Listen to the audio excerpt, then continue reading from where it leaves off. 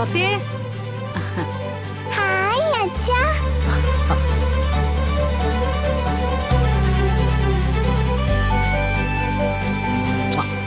ഞാൻ പറഞ്ഞത് വാങ്ങിച്ചോ?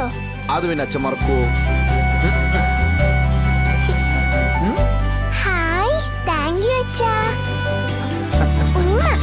ഓ, അപ്പ പറഞ്ഞാൽ വാങ്ങിച്ചോണ്ട് വരുമല്ലേ? എന്റെ കുട്ടിയുടെ കാര്യം കേട്ടില്ലേ അച്ഛന് മറ്റെന്ത് കാര്യവും? ഇത് തരാൻ വേണ്ടിട്ടല്ലേ ഞാൻ ഇവിടെ ഓടി വന്നേ.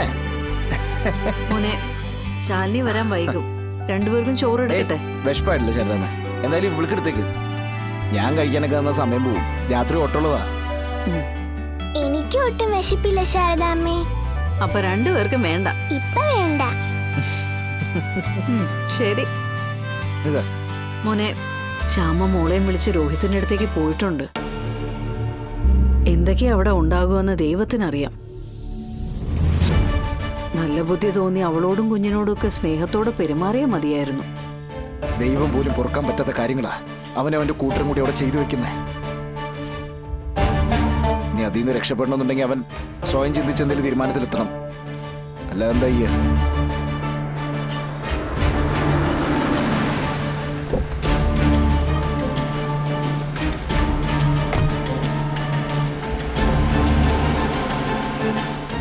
അവനവന്റെ ജീവിതം നോക്കാനുള്ള കെൽപ്പില്ലെങ്കിൽ പിന്നൊന്നും പറഞ്ഞിട്ട് കാര്യമില്ല മോനെ. വല്ലവരും പറയുന്ന കേട്ട് ജീവിക്കാനാണ് അവൻ ഇനിയും ശ്രമിക്കുന്നതെങ്കിൽ എനിക്കറിയില്ല എന്റെ മോളുടെ ജീവിതം എന്താവുമെന്ന്. വിഷ്ണുട്ടാ. ആ മോള്. ആഹാ, ചോക്ലേറ്റ് ഒക്കെ കിട്ടിയല്ലോ. ഈ മധുരം മുഴുവൻ കഴിച്ചിട്ട് പല്ല് മുഴുവൻ നാശാക്കണ്ട കേട്ടോ. ഓ അതെ, 2 ചോക്ലേറ്റ് കഴിച്ചു എന്ന് വെച്ചിട്ടൊന്നും എന്റെ മോളുടെ പല്ല് നാശമാവാൻ പോണില്ല അല്ലേ? അത് തന്നെ, അങ്ങനെ പറഞ്ഞു കൊടുക്കച്ചാ. അച്ഛനെ പറ്റിയ മോള് തന്നെ. അല്ല, വിഷ്ണുവേട്ടൻ എപ്പോ വന്നു? ആ, അത് രാത്രിയിൽ ഒരു ഓട്ടം ഉണ്ട്. അപ്പൊ അതിനായിട്ട് ഇറങ്ങിയപ്പോ ഇങ്ങോട്ട് കയറിയതാ. ഇവൾക്ക് ചോക്ലേറ്റും കൊണ്ട് വന്നതായിരിക്കും.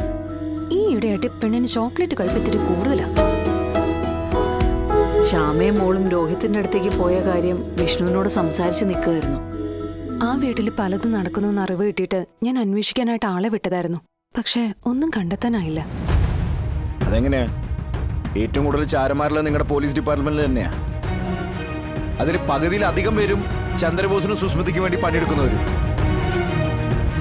ഉപേന്ദ്രനും ചന്ദ്രബോസും കൂടി ഇനി എന്തൊക്കെ കള്ളക്കളി കളിച്ചാലും പുറം ലോകം അറിയാത്തതിന്റെ കാരണം അവരുടെ ഈ ബെൽറ്റിന്റെ ശക്തിയാ.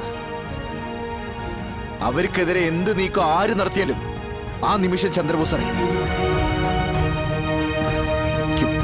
ഞാൻ ഇറങ്ങാ. വിഷ്ണുട്ടാ, ഇപ്പൊ ആ സ്ഥലവും വീട്ടിലുള്ളവരും നമ്മുടെ പ്രത്യേക അന്വേഷണ ഉദ്യോഗസ്ഥരുടെ നിരീക്ഷണത്തിലാണ്.